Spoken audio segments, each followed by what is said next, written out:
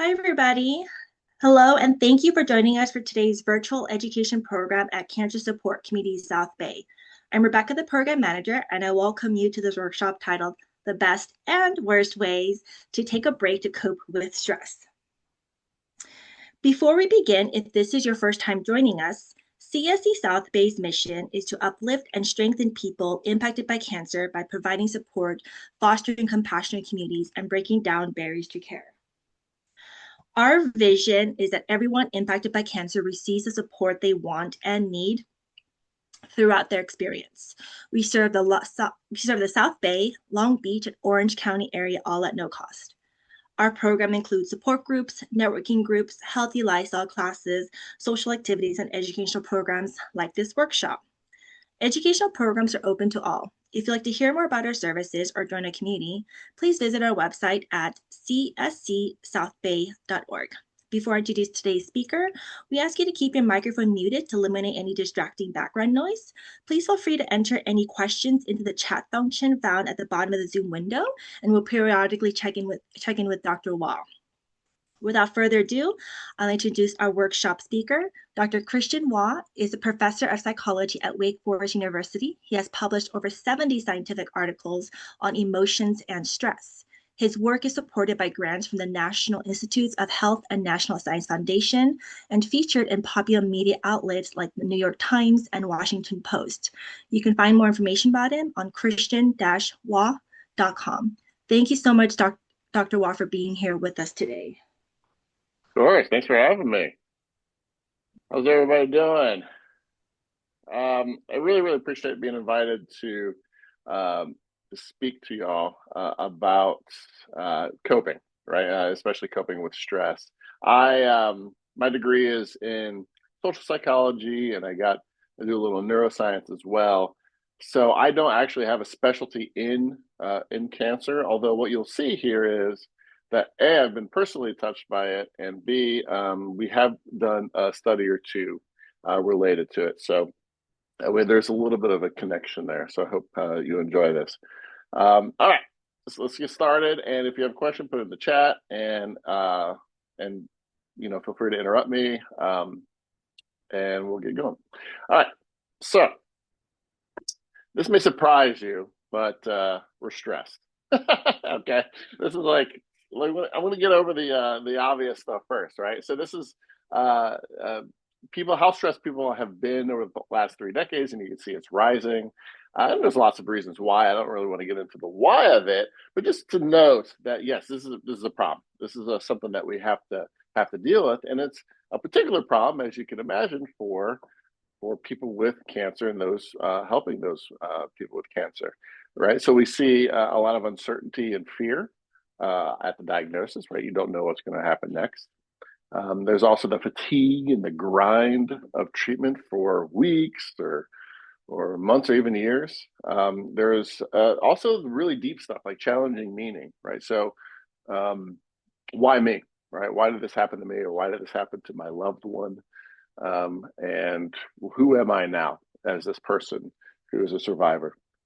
And then, as you can imagine, as a lot of you relate to this as well, the family and caregivers bear a big brunt of this stress as well. In fact, there is some evidence that at least those caregivers of children with cancer fare not as well as even the children who have the cancer do, right? Because they take it sort of on themselves. So yes, this is a big deal. So what I want to talk about today is resilience and positive emotions at first. This is the main topic that I study in my own research. And so this kind of motivates everything. And then we're going to dive specifically into like our topic for today, which is distraction and how to take a break to get these positive emotions.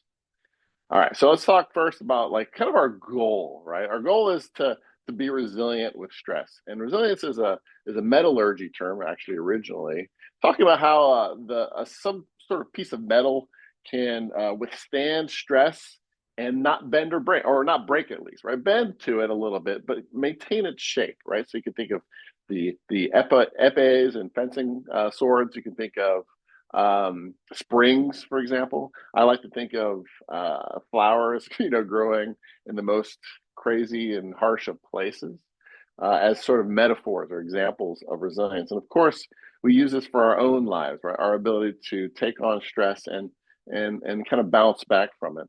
And there's some famous versions of this, right? One of my favorites is John McCain, who famously was a POW for a couple of years and was tortured constantly, isolation all the time, yet somehow made it through. Demonstrated his resilience and not just sort of surviving, but also thriving, right? Going on to a pretty illustrious political career. And then we also have our personal stories, right? So this is my mom, who last fall was diagnosed with breast cancer, and so this is my personal connection. And within months, diagnosed, all the tests, double mastectomy, and recovering. And by Christmas, we were on a cruise together, having a good time. So, and she never really lost her positivity too. She stayed resilient throughout that whole ordeal. And then, just to not be too heavy, we also have our silly tales of resilience. So this is one of my favorites, where I went to a conference, and part of the conference was like people would go out skiing, and I'm not a very good skier, but it also happened to be in the Alps, which is kind of a big deal. So I like fell down half the mountain, and this is me taking a break, right, and having a beer just to steady myself and to gain my resolve for getting back to down the rest of the mountain. Yeah, so we have our personal, famous, and silly tales of resilience. So when I talk about resilience, a lot of times people treat it as sort of outcome, right? You've demonstrated resilience, or as a personality trait, like people are either resilient or not. But I like to think of it as an ability. Right? So in fact, I wrote an article about this. Like bike riding is an ability, like driving a car is an ability, resilience is an ability that can be learned. And what it is an ability to maintain well-being despite threats to that well-being. So this is kind of a graph in one of my papers. So you can imagine if well-being is on the y-axis and you have this threat to the well-being on the x-axis, resilience, having a high resilience ability is being able to maintain that well-being despite those threats. And as you can imagine, going through an episode of cancer or having a loved one do so is definitely one of those threats that can cause people to get off a little bit if they're not resilient, if they don't have that resilient ability. I also like using this, thinking of resilience as an ability, because it can be suggest that it can be learned or improved, right? Just like learning how to ride a bike.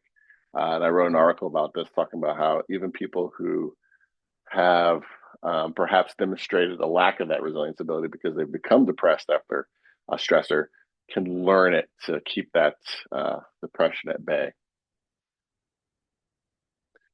One of the models of resilience that I really like is this idea of uh, being flexibly responsible to the environment. And what this means is this: you encounter all different types of stressors in your life.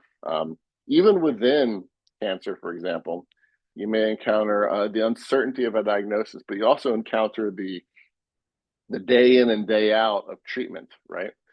You can encounter the pain, right? Or seeing someone in pain. And all these stressors have a little bit of a different feel to them, and they have different kind of demands on us. So being flexible is being able to say, use a strategy that works with one and maybe not another, right? But then something else happens, and flipping your strategy to deal with that in a different way, right? Not using the same strategy for everything, but kind of tailoring your strategy to whatever the world needs of you or demands of you.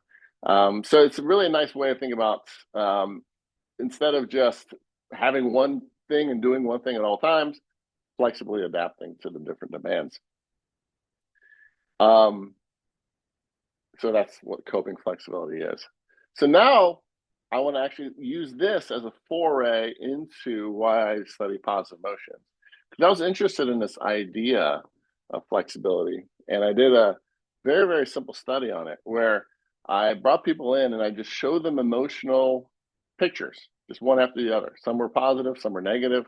and just measured their emotional response to them. And what we found was that people who had higher resilience had a bigger difference in their response to positive versus negative. They're really flexibly kind of going in between positive and negative. But when we looked at the data a lot, and you can see that here, see that blue bar there? If you really see the difference, is actually not really in the negative, but it's in the positive. It's sort of really fascinating to me, this idea that a lot of times when we think about resilience and dealing with stress, I think people focus on the negative. How do I reduce anxiety? How do I get rid of depression or sadness? But what we're suggesting here is that one key to resilience, one key to adapting to stress is actually not just reducing things, but also adding positive emotions into your life, especially in regards to the stressor.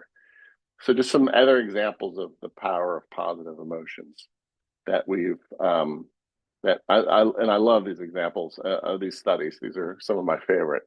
So when I came to Michigan for grad school, it was September of 2001. Right, that was my first month of grad school. Is when 9/11 happened. So it was like it totally changed everything about my career. And what we did was we brought people in to see how they were coping with it. And we found that it was the people who felt positive emotions that actually had fewer depressive symptoms and were able to maintain their well-being.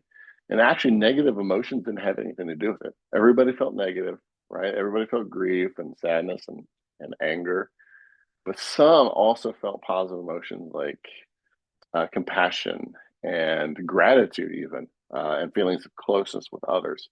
And those were really protective of their mental health. So it's kind of cool. It's like to get at this addition of positive versus the subtraction of negative.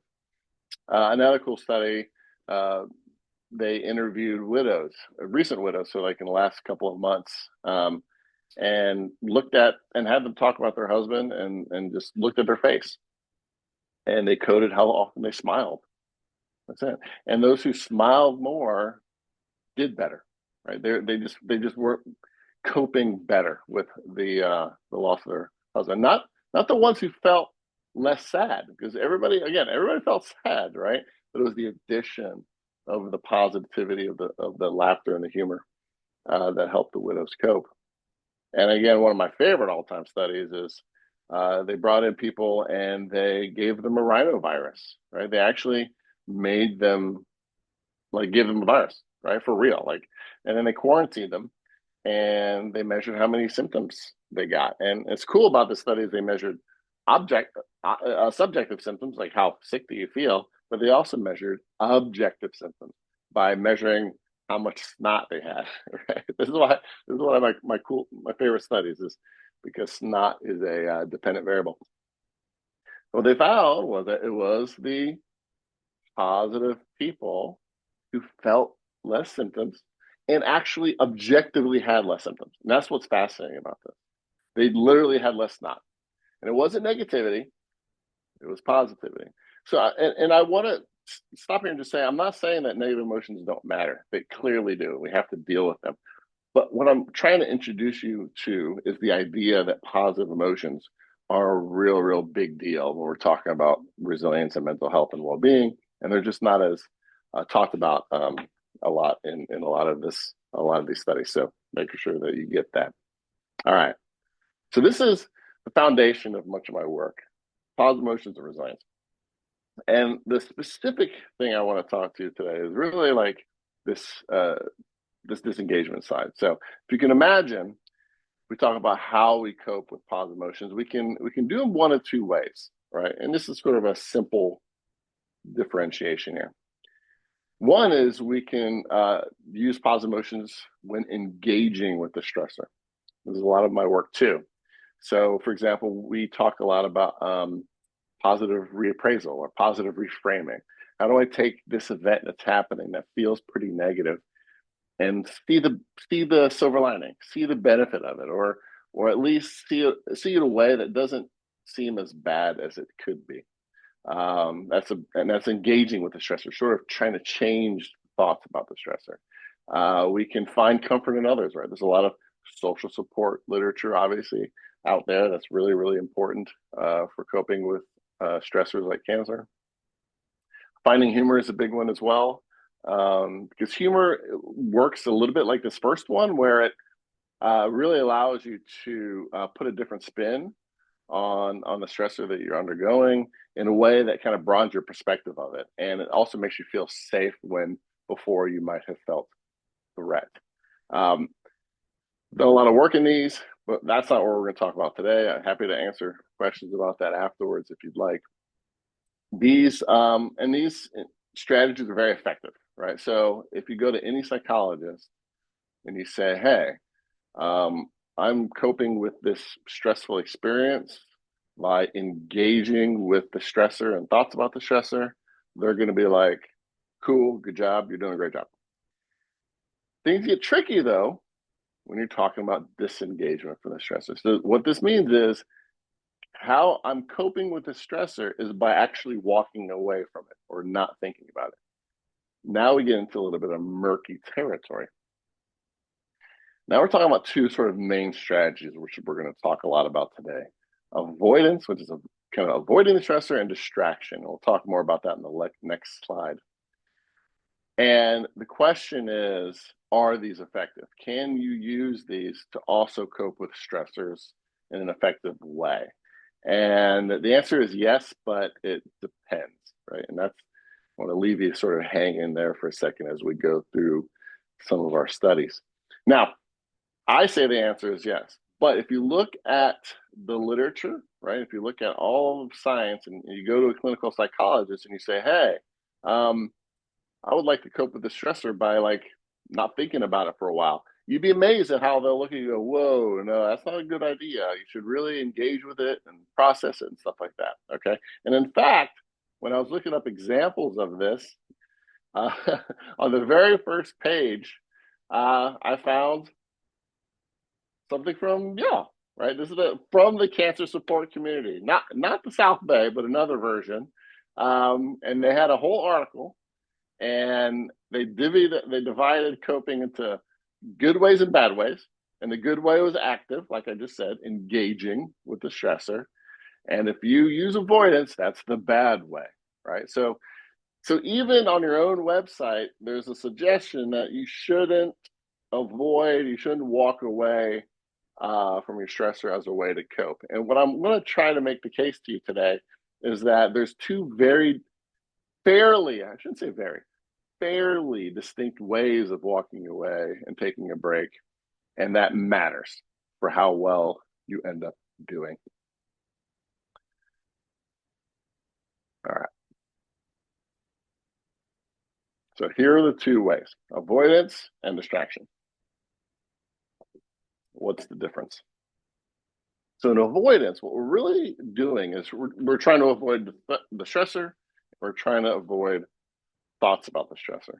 I just don't want to think about the illness anymore. I don't want to deal with it anymore. Okay. And it can include things like denial, right? So I'll just pretend that it doesn't exist. It's just, I'm not even sick. I'm just gonna pretend like it doesn't exist. And when people use this as their main go-to strategy, it can be really, really bad, right? It can really predict maladaptive outcomes, because essentially what's happening is that stressor is growing and growing without you paying attention to it, right? And not dealing with it. It's still impacting you, whether you like it or not, and you're not doing anything about it. Okay. So it can be very problematic when people use it as their go-to habitual response. That's distinct from distraction. And most of the literature you see when they talk about disengagement, they're really talking about avoidance. But when I was talking about this with a student of mine, she said that doesn't make a lot of sense, because don't you want to sometimes just take a break? Like, you're not trying to avoid it; you just want to just take a break from it. I'm like, oh my gosh, you're right, but there's so little out there to suggest that. So distraction is a version of non-avoidant disengagement coping. I just need to take a break for a little while. And the key difference here is there's no denial, and there's an expectation that you're going to return to the stressor, right? The stressor is here. I'm not denying that it's there. I'm not really trying to avoid it per se. I just want to take a break, knowing that I'll come back to it later. And really, now it's not about not dealing with it, but rather about restoring energy and confidence, so that when you return to that stressor later, you can cope with it more successfully. So there's a little bit of a subtle distinction here. And what really makes this tricky is that avoidance and distraction might both lead to positive emotions in the moment. Now, I hypothesize, and we'll show you later, that distraction is better at it. But you can imagine cases where avoidance does too. And in fact, one of the most popular ways to avoid stress is through substances, by drinking and drugs and eating and stuff like that. And an argument can be made that part of the reason why people do that to avoid their problems is because doing those things feel good, right? They feel good in the moment. So we have this little tricky thing here, right? Because if you just look at, oh, I feel good in the moment, you might not be able to tell that you're either avoiding or distracting yourself from the stressor. The key is, what's your intention? Why are you doing that in the moment? Is your intention to not deal with the stressor, to avoid it? Or is your intention to deal with the stressor, but just deal with it later? Okay. Subtle distinction here, but I think we can, and I know we can, distinguish these things from each other. Okay. I'll pause. I don't know if there's any questions yet. Not yet. Thank you. Sure. Because now, feel free, questions anytime. You're not interrupting, okay? So now we can get to some studies. All right. So I know that I was told that there's a bunch of non-academics, non-scientists out there, which is great. I love talking about this with you. But if I say something that's a little complicated or not really, you don't really get, please feel free to put a question and I'll try to explain it better. So we'll talk about 3 studies. And the first study was with a convenience sample, which means just kind of people laying around that are easy to ask questions of. And we're going to compare the effectiveness of distraction to avoidance. Okay. In study 2, we're going to do that same thing, but this time we're going to do it in a sample that we specifically selected to be chronically stressed caregivers of chronically ill children, some of whom had cancer. In study 3, we're going to look at one of the most stressful times a lot of people have shared together, which is the COVID-19 pandemic. And we're going to also look at how often people use distraction and avoidance and whether the activity matters. I saw some things pop up in the chat. Is that right? Yes, Dr. Waugh, there was a question. Can a distraction be like taking a vacation? Yeah. If you use it to take a break from the stressor, knowing that you're going to go back, right? So that's the key. So let's say that you finish a round of treatment, or your loved ones finishes a round of treatment, and you say, oh, okay, we have, a week until the next round, and I'm feeling have a lot of energy. Let's go on vacation. Let's go camping. Let's go lay by the beach. That's a great way to use a distraction because you know that you're going to go back to it. Now, if you get the diagnosis, right, and the doctor's like, all right, you need to come in on Thursday to figure out your treatment plan, right? And you go, nah, instead of that, we're going to go ahead and go to the beach. That's now looking like avoidance, right? And that can be problematic.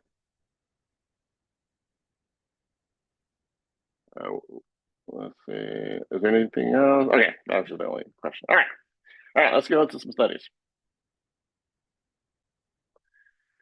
All right, so to measure distraction, we had to create our own scale to give to people to measure it. So this is actually from us.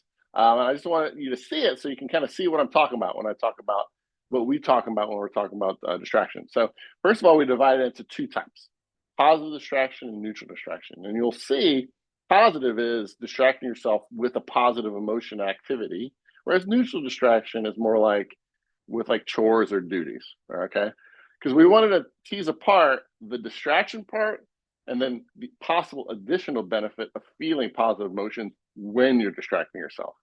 The other thing I want to show you is that distraction can be a behavior, right? So doing relaxing, soothing activities or fun activities, but it also can be thoughts, right? So thinking about things that you want to do or daydreaming about pleasant things as well. So it can be both behaviors and thoughts. Those can both be distractions. But again, you'll notice on neutral, it's really about more like chores and daily tasks. That's the scale that we gave to people. So in study one, we recruited participants from online samples in the college subject pool here at Waugh. And we asked them, think about a chronic ongoing stressor in your life at the moment.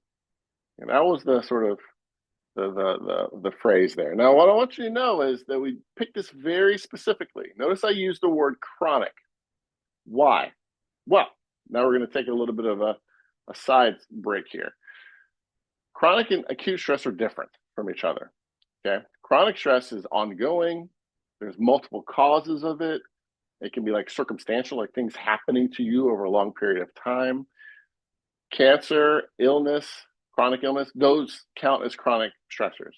Okay. And what we kind of hypothesized is that distraction should be especially useful for these because these are sort of ongoing. Distraction can provide a break. And after that break, the stressor is still there to deal with. Okay. And you can kind of figure out when the break might be the most helpful without, distracting yourself too much. Whereas acute stressors, these are like one-time events. There's like a beginning to it, a middle, and an end to it. Instead of like cancer as a chronic illness, you might get COVID for a week or something, right? Or illness for a week, and it's like a acute thing. In this case, distraction may be a little bit less useful because a lot of times these acute stressors are things that you just sort of have to deal with in the moment, and if you don't deal with them, they may like just take on a different shape and form. And some, if you don't deal with them, may become chronic stressors. So think about like getting into a fight with a loved one, right? Where that's an acute stressor. But if you don't deal with it, if you just say avoid and forget about it and distract yourself from it, that could become a chronic stressor because it affects your relationship over a long term. So different things here. And you can see why we kind of framed everything in terms of chronic stress. That's where we thought distraction would be the best. So we measured distraction, we measured avoidance. So avoidance would be things like I tried to make myself feel better by drinking, eating, those types of things. Denial, right? Like I wish the situation would go away or somehow be over with, right? That has a different flavor than I took a break to do something I liked, right? It's about really avoiding it. We also measured depression, well-being, stress, and positive and negative emotions. One thing to know, distraction and avoidance are related to each other. They're correlated with each other. You can see actually they're pretty highly correlated with each other. And that's true in all of our studies because both of these are about disengaging from the stressor. So a lot of times people commingle these, right? And it's not super clear that when they take a break, they're doing it for one reason or the other, and it may be murky there. So that's really, really important. They are related to each other. All right. So what do we find? So these are correlations, right? The relationship between that predictor, distraction or avoidance, and these outcomes. And what you can see, positive distraction, related to less depression, higher well-being, less stress, and more positive emotions. So that is something I would call a pretty solid adaptive profile, right? It's just better, okay? Now, neutral distraction is similar, but just less, right? So yeah, it's related to less depression and more well-being, but just in a lesser way. And it's not as related to stress, not as related to positive emotions, because it's really just about kind of chores and duties and just pure distraction, okay? Now, as you can imagine, what does avoidance do? hugely predictive of depression, less well-being, more stress, and more negative emotions. Okay, so what you see here is a clear distinction that distraction, even though it's about disengaging, can be helpful. It is an adaptive coping strategy. Avoidance is not, at least when people use it habitually. Okay, so this is like our test case. And what we also measured was what was their motivation to cope? We asked them, when you're coping, like, do you do it to decrease negative emotions? Sorry, NE and PE are negative emotions and positive emotions. I should have put that in there. I'm sorry. So is it to decrease negative emotions toward the stressor, to increase positive emotions toward the stressor, or to decrease or increase emotions besides the stressor to everything else? And we'll see is positive distraction does everything, right? It's related to everything, but especially related to increasing positive emotions toward and besides the stressor. It is a positive emotion strategy. And we talked before, resilience is about positive emotions. Neutral distraction did a little bit of the same, but again, just less. Just less. All right. Good so far? All right. Any other questions? I see. Okay. So far, what do we get? Distraction seems to be a little bit more adaptive than avoidance. And there's this additional benefit of distracting with positive events and activities because it really draws on that additional power of positive emotions to help out with your well-being and mental health.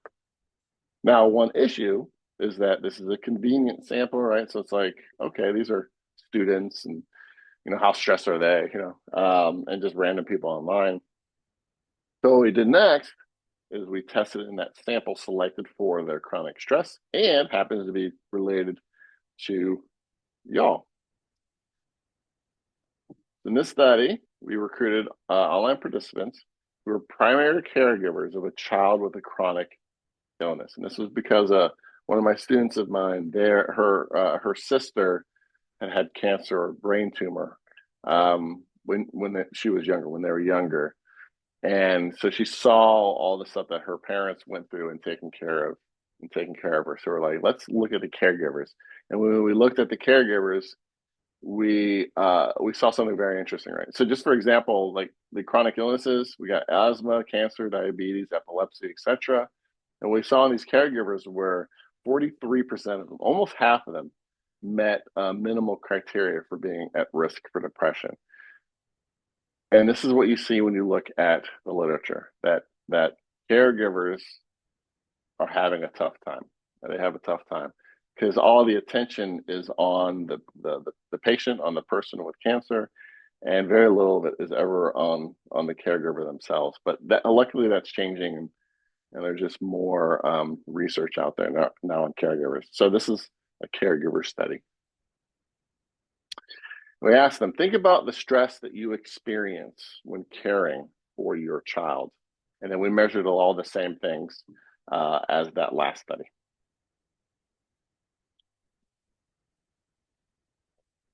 And again, what we see is the same pattern, right? Positive distraction, less depression, more well-being, less stress, more positive emotions. New distraction, similar, but just to a less degree. And avoidance, all the bad stuff, right? More depression, more stress, and more negative emotions. Okay, so what I like about this is this extends this idea that distraction can be helpful, right, in these caregivers, and not just in a kind of random sample of people. One other thing we thought was really, really cool was we looked at how long it's been since the diagnosis of that illness in the child. And we saw like how, I wonder if that matters with how people use distraction. And we found there's a negative relationship, which suggests that the closer it was to the diagnosis, the more likely they're using distraction. It's kind of interesting. I'll talk about that in the next slide. So So these are our conclusions so far. We've already talked about these, right? Distraction seems to be more adaptive than avoidance. Positive distraction has this extra positive emotion power behind it. And in this, it shows that this is also true in a chronically stressed caregiving sample. And part of the reason why I think this is so important is that I think that caregivers, especially, um, have a problem giving themselves a break. Because if it's something that you're undergoing, you can kind of give yourself a break and say, all right, I'll deal with that later. I just want to focus on this funny movie or going out to dinner or this vacation right now. But when you're caregiving for someone else, it feels like it's harder to give yourself permission to do that, and you might feel a little bit more guilt about that.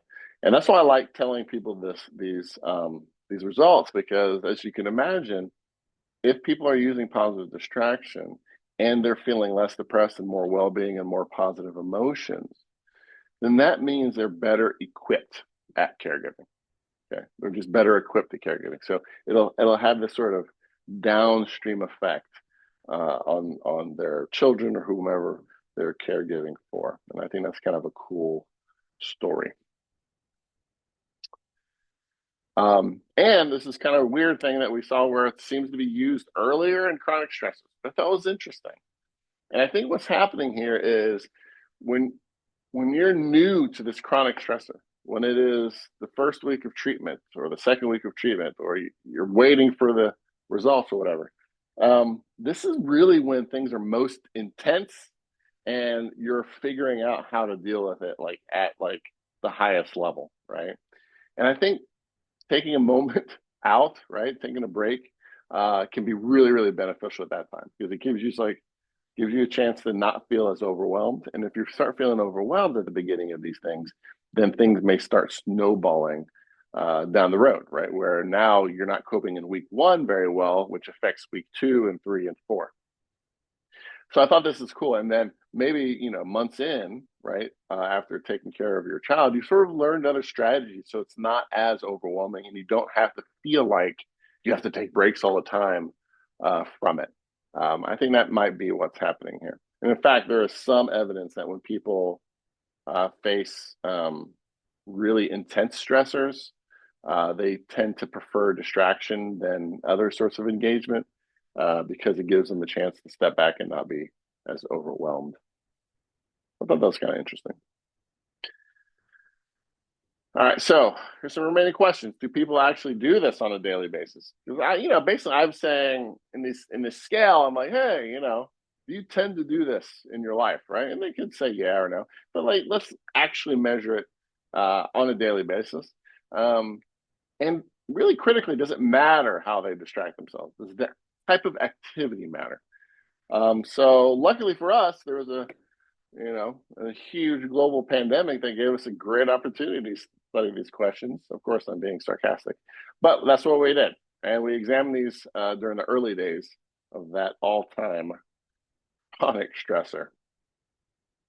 So we recruited online participants during actually the very early part of COVID, which kind of fits with what I was just talking about the early days of a chronic stressor in April and May of 2020. So this is like a month after at least America was in lockdown. And we did something different here. We asked participants to do a day reconstruction. So what is that? So at the end of the day, we said, all right, you're about to go to bed or sometime after dinner. We want you to look back through your day and think of your day as a series of episodes, right? Like almost like a TV series of episodes of things that you did throughout the day. And I give some examples here. I had breakfast. I went on a morning walk. I had my Zoom call, et cetera, et cetera, et cetera. And then we said, all right, list all those. And then for each one, I want you to think back to that. Now, I want you to tell me, were you doing this as a way to distract yourself? Were you doing this as a way to avoid thinking about things? And also, how did you feel during this episode? Right? How positive or negative did you feel? And during this episode, how much did you think about COVID? Okay, so we can ask lots of different questions about each episode. And then what's cool about that is, we get a sense of like how many times throughout a day people were distracting themselves or avoiding. but also we could see how it affected their feelings in real time as they were doing it. So here's kind of a funny pie chart of all the things that people did to distract and avoid. And what I'll note first is I actually thought this was pretty high, that of all the episodes that people list, on average, they said that about 15% of them that day, the goal was to distract themselves, which feels like a lot, right? Because you have a lot of things going on. But the fact that 15% of them were just, I'm only doing this really just distract myself is probably cool. And they're doing more of that than avoidance, which I thought was very interesting. That when you tease apart distraction and avoidance, you see that avoidance is actually not as often used as is distraction. So we're sort of missing something if we don't tease those apart. And I listed out some things that they did, right? They played on the computer, they watched a lot of TV, if you can remember that time, right? People were glued to the TV. But in this case, they're using TV to distract, right? So they're binge watching other shows. Ate, exercised, social media, played games, reading, etc., etc. Okay, that's what they did. So people, yes, people do seem to distract themselves from some of these chronic stressors. And what we found was something really interesting, and this is not surprising given what I've already said, but we found that like when people used one activity to distract themselves positively, it predicted how much positive emotions they'd have during that next episode. So distracting myself here made me feel better here. Okay. So this is cool because it suggests that not only does habitually using positive distraction lead to well-being, but that actually doing it in the moment leads to well-being. And I thought this is interesting too, that distraction also led them to think less about COVID, right? Because that's the point. That's the point of distracting, is so you don't have to think so much about the stressor that's destroying the world around you. Now, I want to show you something really interesting, and it may seem counterintuitive until we look at it a little bit closer. Remember that I said that avoidance can also lead to positive emotions, and that's what happened. So people who were avoiding led to positive emotions next. Now, I want to notice a couple things. One is it's much less than positive distraction, right? So you look at those numbers, 0.06 to 0.04, that means that positive distraction was more predictive of positive emotion than avoidance. Now, the why of this, I think, is interesting. And I don't know exactly why, but if I was to guess, I think it's because of a couple things. One, this is an uncontrollable stressor. There wasn't a lot you could do about it in April and May of 2020, right? Number one. Number two is you couldn't escape it, right? So part of the problem with avoidance is when you don't deal with the stressor and the stressor sort of like takes on a life of its own because of it. But in that moment, because it's uncontrollable and it was happening regardless, avoiding it was not as bad, if that makes sense. Now, later on, if this was happening a year later, it might be bad, right? And it's temporary, right? This is one moment to the next moment. And in fact, if we looked at like overall, like people who tended to use more avoidance weren't doing as well. But it was the act of doing it that gave them a little bit of a boost here. Okay, so keep in mind all those caveats. Did how they distract matter? And I thought this was really fascinating. So when we looked at all the activities, we said, all right, which of these activities produced more positive emotions? None of them did by themselves. So it wasn't in this one study, it wasn't what they did to distract themselves or avoid that led to more positive emotions. What mattered most was their intention. And this is really, really critical, right? Because you can do something that you think of as good. And I'm actually going to talk about a couple of them in a second. You can do something that you think of as good. But if you do that thing to avoid, then it's not good, right? So like someone said vacation before, vacations are good. But if you go on a vacation to avoid the problems that you're having, then that vacation is turned into something that's not good. You may feel fine on the vacation, but when you come back, your problem has exploded. So intention matters a lot. Okay. All right. So here's our conclusion so far. Distraction is still more adaptive, but it does seem like avoidance can have its little small place as long as it's temporary, it's in the right circumstance, and it's not your go-to habitual response. That's really, really key. And it does seem like intentions may matter more than do activities. Okay.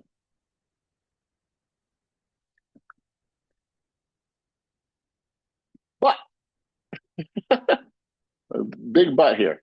The reality is in our field of well-being and resilience and mental health, activities do matter when they're done with the right intention. So you have to have the right intention, but once you have the right intention, the activity that you do does kind of matter. And there's some really, really big ones. So if you're asking yourself, hey, I'd like to kind of use this idea of positive distraction in my own life and take breaks for myself every once in a while, what should I do if I wanted to really maximize the usefulness and power of that break?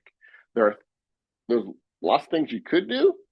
There are three things I want to focus on here that have been shown to be particularly powerful. And you almost assuredly already know this, but let's go and shine a spotlight on them anyway.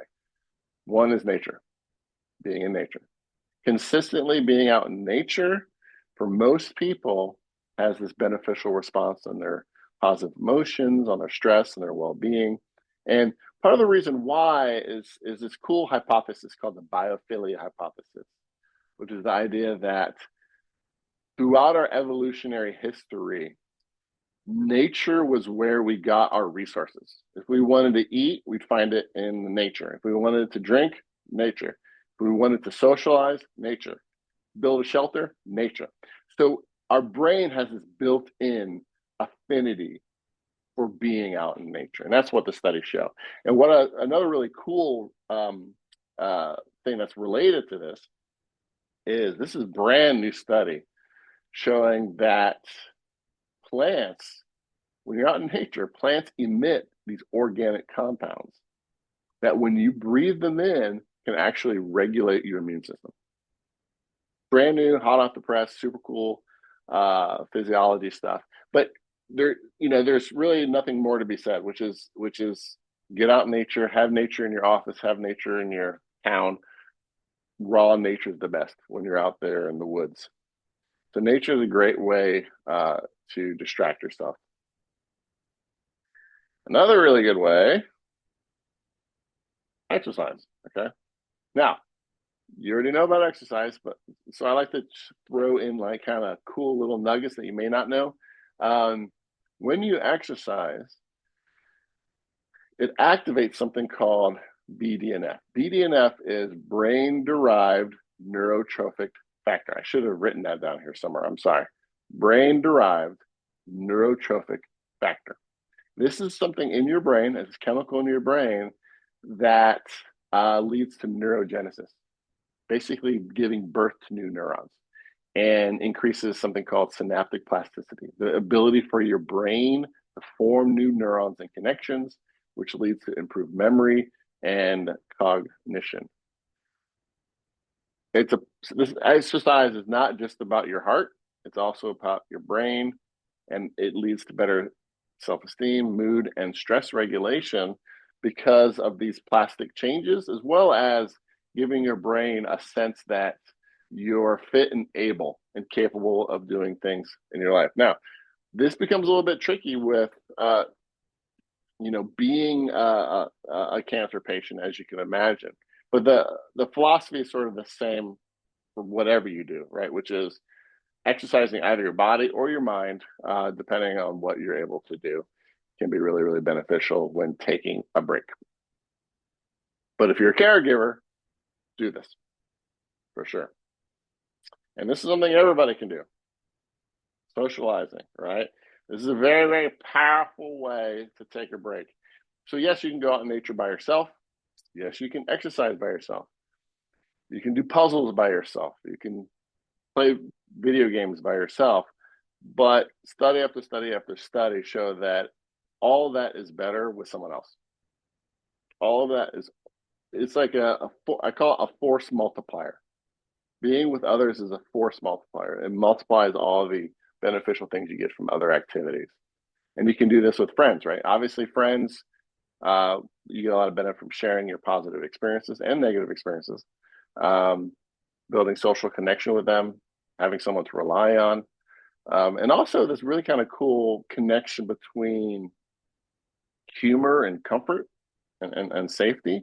So when we're comfortable, we feel safe, right? And that seems a little obvious, but actually, humor is also a safety signal. When you share a joke or a laugh with a friend, it's a way of saying this could be a threatening situation, but right now we're finding safety in it. Think about all the war movies you've ever seen where, they're in the foxholes, right? And it's a lull in the fighting, and they're cracking jokes and with each other and stuff like that.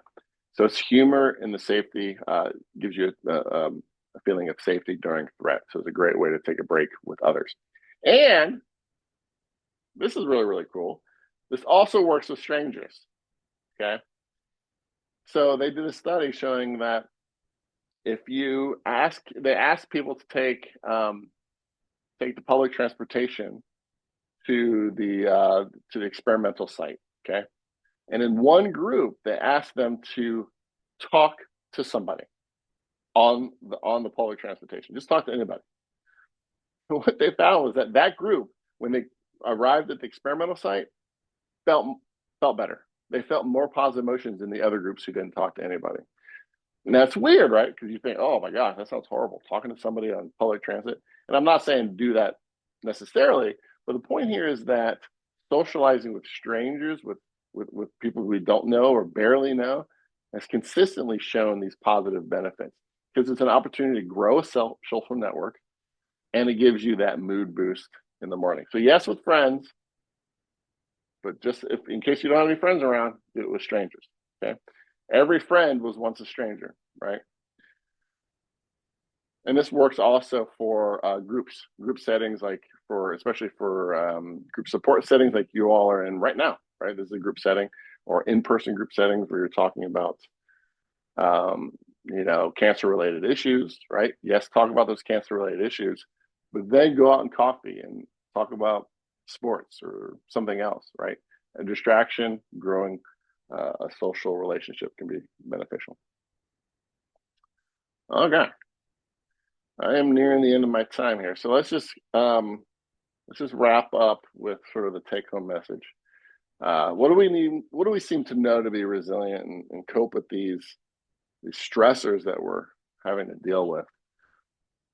Dealing directly with the problem is the first choice, right? I always try to lead with this when I give this talk, because I'm like, yes, I'm talking a lot about distraction, but like to my students, they go, "Oh my gosh, how do I feel better about about taking the test? I'm less anxious." I'm like, feel less anxious. Feel anxious. You're fine. The anxiety is making you study. You got to study. You got to deal with the problem first. So deal with the problem first if you can. But once that's sort of dealt with, or you're dealing with it, but you need a break. Sometimes that happens, right? Sometimes we just need a break to keep things from becoming overwhelming. Distraction is the preferred method of taking that break, right? Because there's an expectation that you're going to return to the stressor when refreshed. Okay, there's an expectation that you're going to do that. Avoidance is less effective and can be bad if you do it habitually, right? Because it's really about avoiding or denying the problem without any intention of going back. Or when you have to go back to it, you feel resentful about having to go back to it because you're trying to avoid it. Intentions matter the most. So, do you intend with this exercise, with this socialization, with this vacation, are you tending to distract yourself to return, or are you trying to really not think about anything? Okay. Some activities can be particularly helpful when done with the right intention, and I gave you 3 examples there. So just I don't like leaving with the idea that I know everything. So what do we not know? So one of the things that's really tricky right now is figuring out how people choose to do which, right? Like I'm talking about intentions, but like what does that look like in the moment, right? So for example, if you're starting to feel overwhelmed, you're like, I need to like go to the cabin for a couple days this weekend or whatever. I need to go to a hotel for this weekend.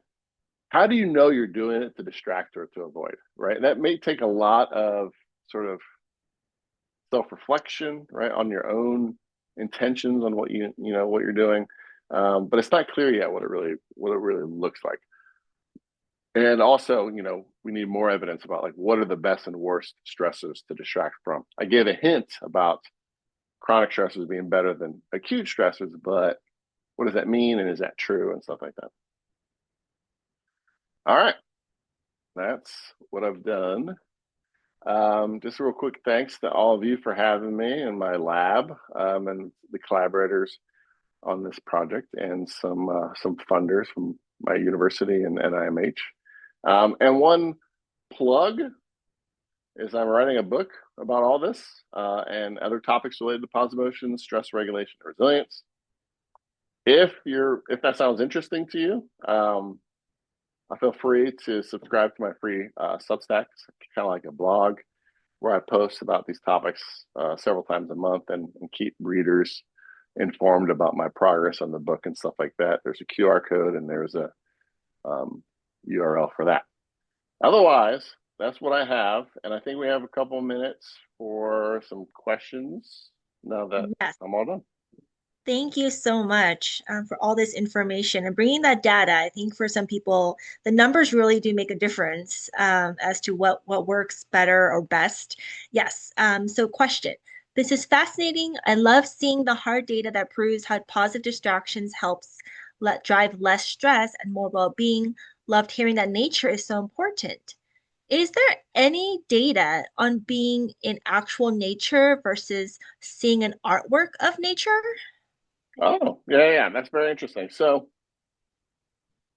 um, there is, and generally, here's how it stacks up. This is how I like to describe it. Okay. Worse in the sense of like what we're talking about now is in an urban environment that's purely created by humans with no nature. For example, I'm not good at this, right? Actually, there's no nature right now in my office except for on my phone, which has a picture of Denali when we went to see it. So that's my only nature. So that's not great.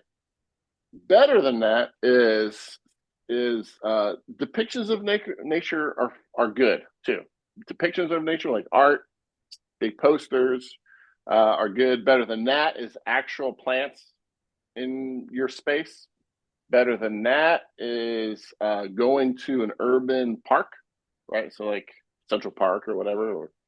Um, and better than that is being in raw nature. So it's sort of like a scale, like from nothing to being in the middle of the wilderness, right? The more nature you expose yourself to, the better.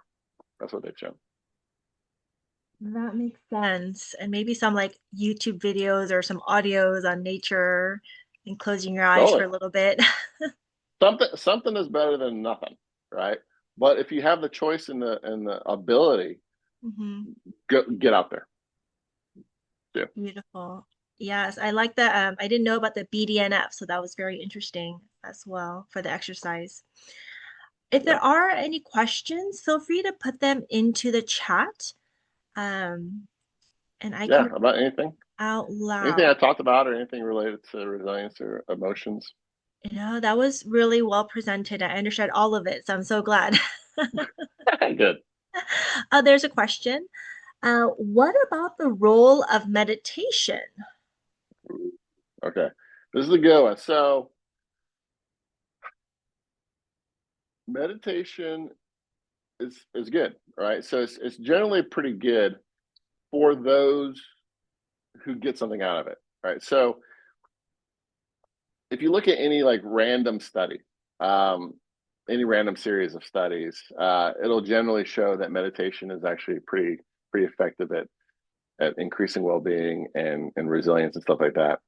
and reducing stress. In part because it does two things. One is it is actually a physiological effect, right? So when you're meditating, you're regulating your breathing. And we know that just like actually regulating your breathing in a very rhythmic way and slow breathing has a direct effect on your body, which has a direct effect on your mind. So it's beautiful. Then there's also the mental version of it, which is sort of allowing yourself to have these thoughts and not judging yourself and kind of getting away from rumination and stuff like that. So if it works for you, great. Now I will say there's very important caveats. One, it doesn't work for everybody. So it doesn't really work for me, for example. I don't feel very comfortable with it. I like to be active and thinking about stuff. And the other thing is for some people who are particularly maybe have particular problems with negative thoughts, like people who are depressed and stuff like that, it can actually backfire because it's sort of like, hey, why don't you sit still with all these thoughts that are like haunting you, right? And it can kind of backfire for them as well. So, my always, whenever anybody suggests meditation, I say, try it, but don't feel like a failure if it's not something that fits you, or be careful about if it feels like it's not working and actually making you feel worse. Be really careful about that. Thank you. All right. I don't have a question, but the info provided was very informative and helpful. Thank you. Really interesting. Thank you. And yes, thank you so much, Dr. Waugh, for presenting all this information to us and for your time today.